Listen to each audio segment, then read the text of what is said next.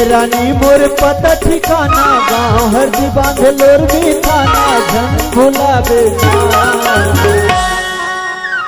मोरे नाम हवे घन साहू रानी तै पूछत आबिना मोरे नाम हवे घन साहू रानी तै पूछत आबिना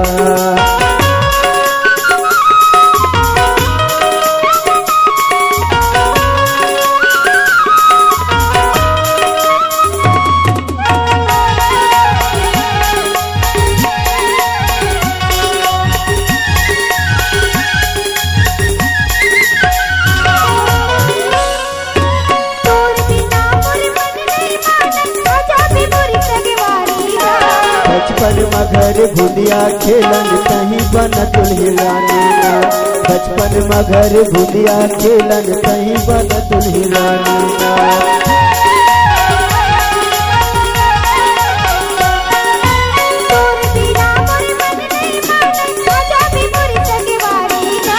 बचपन मगर भुलिया खेलन कहीं बन दुल्हिरानी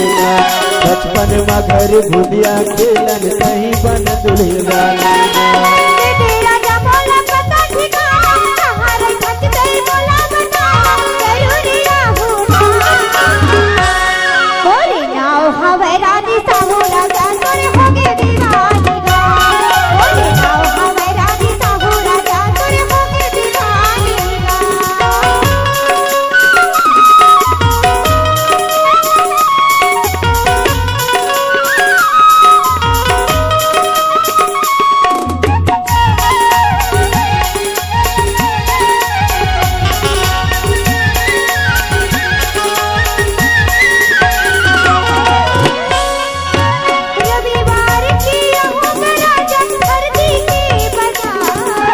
पीपल के छैया में बैठ के रानी करिया तोरी इंतजार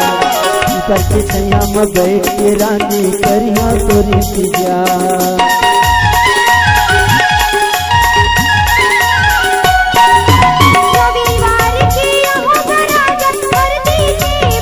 पीपल के छैया में बैठ के रानी करिया तोरी इंतजार पीपल के छैया में बैठ के रानी करिया तोरी इंतजार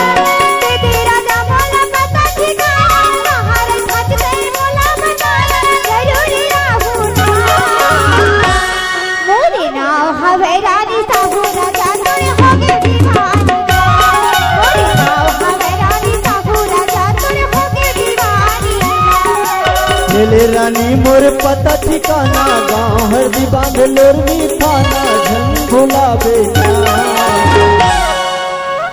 मोरे नाम हवे घन साहू रानी तै पूछत आबिना मोरे नाम हवे घन साहू रानी तै पूछत आबिना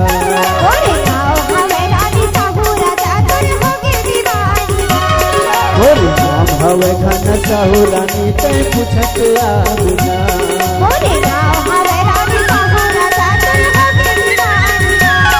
मोरे नाम हवे घन साहू रानी